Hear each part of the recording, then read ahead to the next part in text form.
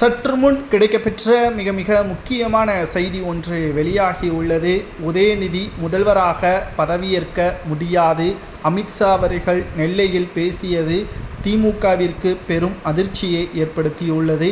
இதை பற்றி தான் இந்த வீடியோவில் முழுமையாக தெளிவாக நாம் பார்க்க போகிறோம். இந்தியாவில் எப்படி பிரதமராக வர வேண்டும் என்று ராகுல் காந்தி ஆசைப்படுகிறாரோ அதற்காக ஒட்டுமொத்த காங்கிரசும் அதற்கு ஆதரவாக செயல்பட்டு மீண்டும் இந்தியாவை ஏழ்மை நிலைக்கு கொண்டு வருவதற்கு முயற்சி செய்கிறார்கள். அதேபோல்தான் தமிழ்நாட்டில் உதயநிதியே முதல்வராக பொறுப்பேற்க வைக்க வேண்டும். கலைஞருக்கு பிறகு ஸ்டாலினை முதல்வராக பொறுப்பேற்க வைத்து விட்டார்கள். ஆனால் மீண்டும் உதயநிதியே முதல்வராக பொறுப்பேற்க வைக்க வேண்டும் என்பதற்காக 2026 சட்டசபை தேர்தலில் ஒட்டுமொத்த திமுகவின் கூட்டணிகளும் அதிக அளவில் மக்களிடம் பல பொய்யான வாக்குறுதிகளை கொடுக்கும்.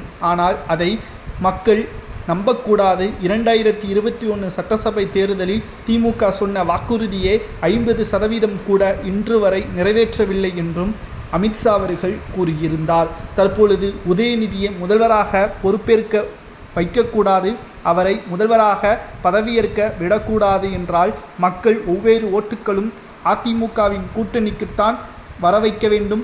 மக்களிடம் நாங்கள் கேட்பது அதிமுகவின் கூட்டணியே வெற்றியடைய வைக்க வேண்டும். திமுக சொன்ன வாக்குறுதியை நிறைவேற்றிவிட்டதா, அதை வெள்ளை அறிக்கையாக திமுக வெளியிட முடியுமா என்ற கேள்வியையும் அமித்ஷா அவர்கள் நெல்லையில் பேசியிருக்கிறார்.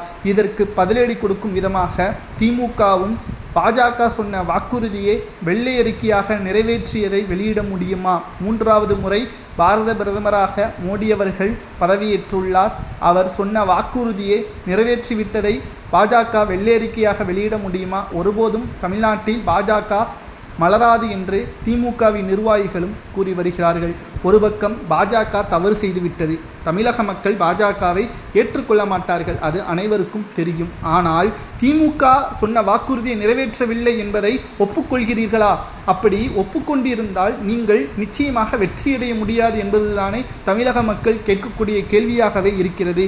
அப்படி நீங்கள் சொன்ன வாக்குறுதியை நிறைவேற்றியிருந்தால் வெள்ளை அறிக்கையை வெளியிட்டு விட்டு பாஜகவையும் அதிமுகவையும் விமர்சனம் செய்திருக்க வேண்டும் என்று எடப்பாடியே கூறியுள்ளார். தற்பொழுது பாஜக ஆட்சிக்கு வந்த பிறகு திட்டங்களை நிறைவேற்றவில்லை, அதேபோல் நாங்களும் திட்டங்களை நிறைவேற்றவில்லை என்பதற்கேற்பதான் பதில்களை கூறியுள்ளதாக நம்மால் பார்க்க முடிகிறது. உதயநிதியே துணை முதல்வராக தற்பொழுது இருக்கிறார். அவரை முதல்வராக பதவியேற்க விடமாட்டோம் என்று அமித்ஷா கூறுவதை ஏற்றுக்கொள்ளலாமா? முதல்வர் பதவிக்கு உதயநிதி கிடையாது என்று தகவல்கள் கிடைக்கப்பெற்று